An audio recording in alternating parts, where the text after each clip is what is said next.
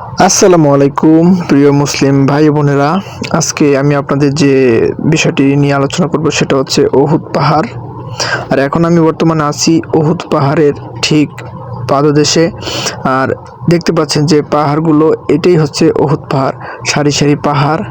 আর এই পাহাড়টা হচ্ছে মদিনার মধ্যে সবচাইতে একটা জনপ্রিয় জায়গা। আর এখানে নবী করিম সাল্লাল্লাহু আলাইহি সাল্লামের যুদ্ধের ময়দান ক্ষেত্র ঠিক এই জায়গাতেই ছিলেন। আর এখানে দেখতে পাচ্ছেন কত কবুতর, এবং সেখানে একটা মসজিদ নির্মাণ করা হয়েছে।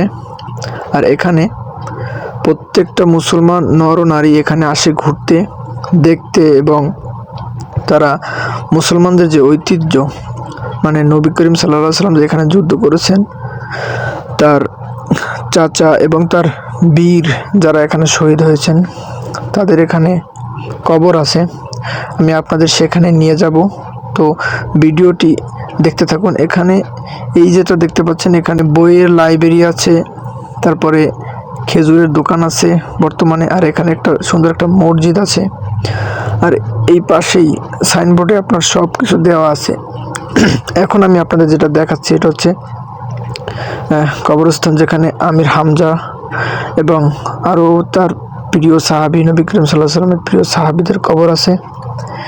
আর সেখানে ব্যারিকেড দিয়ে রাখা হয়েছে। এখানে সব মুসলিম নরনারী আসেন, তারা কবর জিয়ারত করেন এবং এই সৌন্দর্য উপভোগ করেন। এর পাশেই একটা আছে বাগান, দেখতে পাচ্ছেন এখানে বাগান আছে। আর এখানে মানুষজন আসে, ঘুরে, দেখে, এবং নবী করিম সাল্লাল্লাহু আলাইহি সাল্লামের সেই যুদ্ধের ময়দান, সেই তাদের রণক্ষেত্র এখানে দেখতে আসে। নবী করিম সাল্লাল্লাহু আলাইহি সাল্লাম বলেছিলেন যে এই উহুদ পাহাড়কে আমরা ভালোবাসি, তো আর উহুদ পাহাড়ও আমাদেরকে ভালোবাসে। তো প্রিয় বন্ধুরা, ভিডিওটি ভালো লাগলে শেয়ার করে সব মুসলমানদের দেখার সুযোগ করে দিন।